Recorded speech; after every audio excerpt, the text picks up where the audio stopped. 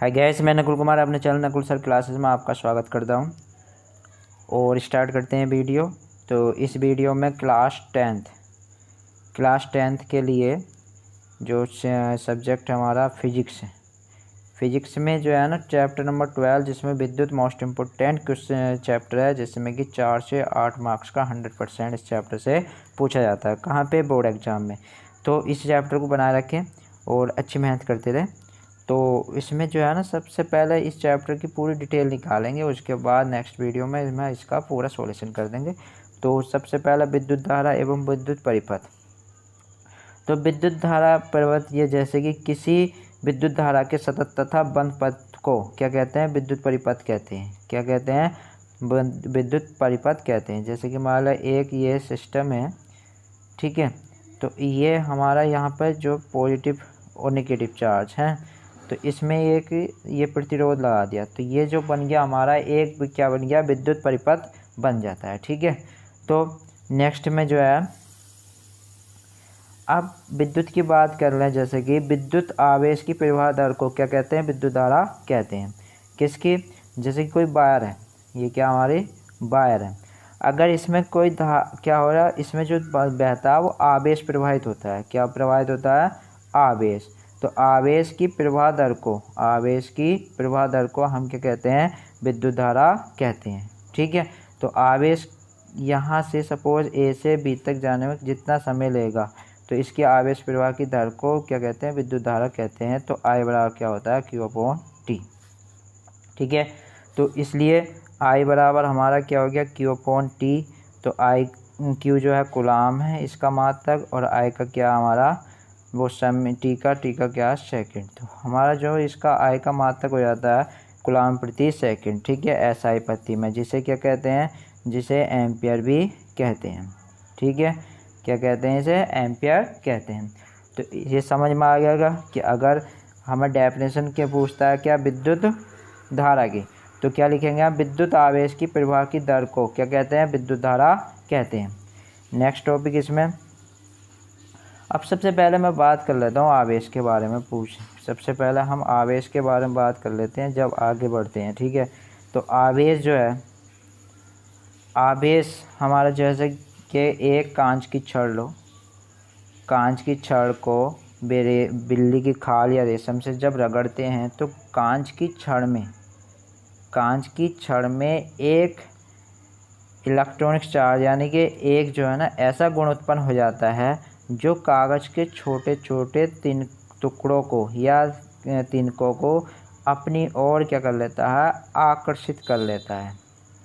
क्या कर लेता है? उन्हें आकर्षण करता है या आकर्षित करता है। तो उस गुण को ही हम क्या कहते हैं? विद्युत धारा कहते हैं, ठीक है।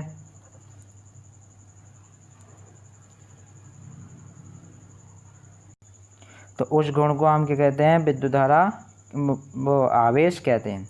किसे? जो वो छोटे छोटे कागज़ के टुकड़ों को अपनी ओर आकर्षित करता है। अब ऐसी छोटा सा एग्जाम्पल मान ले, तुम्हारा समझ में ना आ रहा है तो अब एक एग्जाम्पल और लेते हैं।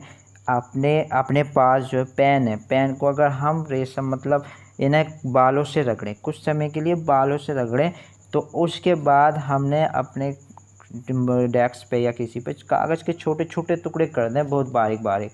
फिर उस पेन को उन कागज़ के पास लेके जाओ हाथ से है ना, जस्ट। और जब लेके जाएंगे तो वो पेन क्या करेगा? उन छोटे छोटे टुकड़ों को क्या करेगा? कागज़ के टुकड़ों को अपने जो है पेन पर वो क्या हो जाएंगे? आकर्षित हो जाएंगे, यानी कि वे जो है एक चिपक जाएंगे, ठीक है।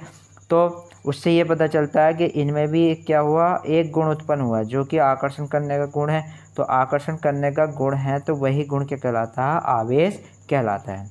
अब आवेश की बात कर लेते हैं आगे कि आवेश कितने प्रकार का होता है। नेक्स्ट बात क्या करते हैं हम? आवेश के प्रकार। तो आवेश जो है कितने प्रकार का होता है? सबसे पहले कि आवेश जो होता है 2 प्रकार का होता है। कितने प्रकार का? 2। एक तो होता है धनात्मक आवेश। कौन सा? धनात्मक आवेश। और एक होता है हमारा ऋणात्मक आवेश। दूसरा क्या हमारा? ऋणात्मक आवेश। ओके। तो इसमें हम सबसे पहले कि हमारा जो सबसे पहला जो मतलब हुआ कि जो हमारा धनात्मक आवेश होता है, दूसरा क्या होता है, ऋणात्मक आवेश होता है। इन्हें शो करते हैं इसे पॉजिटिव चार्ज से और इसे निगेटिव चार्ज से, है ना। तो इस तरह से इन्हें भी एक दूसरे को शो करते हैं। अब इनकी विशेषताएं हैं, है ना। आवेश के अब क्या करेंगे, आवेश के गुण या आवेशों के गुण। तो ये सबसे ज़्यादा मोस्ट इम्पोर्टेंट हो जाता है, क्योंकि इसके आधार पर हम पूरी फिजिक्स के बारे में भी, इलेक्ट्रॉनिक्स के बारे में पढ़ते हैं। तो सबसे पहला गुण क्या है, पहला, अगर दोनों आवेश समान हो, है ना, जैसे कि मान लें एक पॉजिटिव चार्ज ये है और एक पॉजिटिव चार्ज ये है। अगर दो समान आवेश हैं, दोनों आवेशों को अगर एक दूसरे के समीप लाया जाए, तो दोनों आवेशों को एक दूसरे के समीप लाया जाए तो दोनों आवेश एक दूसरे को क्या करेंगे, या तो दोनों पॉजिटिव चार्ज हो या दोनों क्या हो, निगेटिव चार्ज हो, ठीक है। या तो ये दोनों या ये दोनों आवेश एक दूसरे को क्या करेंगे, प्रतिकर्षण करेंगे, प्रतिकर्षित। जैसे कि फॉर एग्जांपल ले लेते हैं, जैसे कि चुंबक होता है जिसमें दो साइड होती हैं, नॉर्थ और साउथ। अगर नॉर्थ साउथ और नॉर्थ को मिलाओगे तो एक दूसरे को आकर्षित कर लेंगे। मतलब ये एक दूसरे को अगर विपरीत दिशाओं को मिलाओगे तो आकर्षित करेंगे। अगर ये जो है ना, ये भी नॉर्थ होती तो दोनों अगर समान हो तो एक दूसरे को क्या करेंगे, प्रतिकर्षित करेंगे। फॉर एग्जांपल कर सकते हो इसका। तो अब हम भी आवेशों के गुण में बात करते हैं। आवेशों के गुण कितने, दो प्रकार के हैं। पहला, दो समान आवेश, ठीक है। दो समान आवेश एक दूसरे को क्या करेंगे, प्रतिकर्षित करते हैं, प्रतिकर्षित या प्रतिकर्षण करते हैं, ठीक है।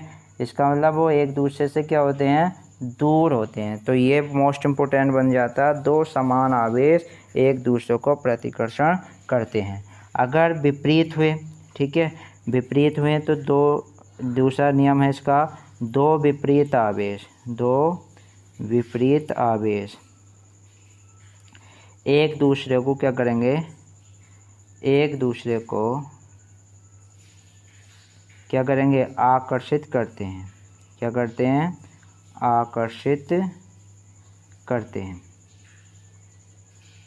ठीक है, समझ में आएगा। क्या करते हैं, आकर्षण करते हैं।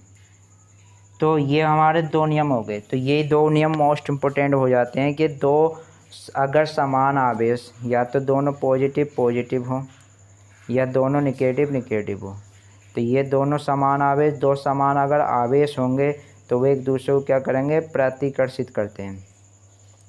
क्या करते हैं, प्रतिकर्षित। अगर ये एक यहाँ एक निगेटिव हो जाए, यहाँ एक क्या हो जाए, पॉजिटिव, यानी कि एक दूसरे विपरीत हो जाए, तो अगर विपरीत होंगे तो वहाँ पे क्या हो जाएगा, ये क्या करेंगे, आकर्षण करेंगे। समझ में आ गया। तो इस वीडियो में यहाँ तक ही। नेक्स्ट वीडियो में हम लेके आएंगे इसका पूरा पर चैप्टर के जो है ना पेज देख लेते हैं। ये एनसीईआरटी बुक है, एनसीईआरटी बुक के जो पेज हैं, तो इन पेजों को यानी कि एनसीईआरटी बुक से आप पढ़ सकते हो। और अच्छी तैयारी करने के लिए इन पेजों का अध्ययन करें और जो दिक्कत आए हमसे पूछें, ठीक है। तो इसलिए मैं कहता हूँ ये चैप्टर इतना मोस्ट है कि हर साल प्रत्येक वर्ष जो है इससे 4 से 8 या 10 नंबर का पूछा जाता है अकेले चैप्टर से। तो इतना मस्ट है ये चैप्टर, इतना मस्ट है कि तुम कह ही नहीं सकते कि इसमें से कुछ नहीं आता। हर साल कुछ ना कुछ आता है, चाहे लास्ट ईयर का पेपर आप उठा के देख सकते हो। तो ठीक है, तो आज इस वीडियो को यहाँ तक ही रोकते हैं, नेक्स्ट वीडियो में मिलते हैं। जय हिंद।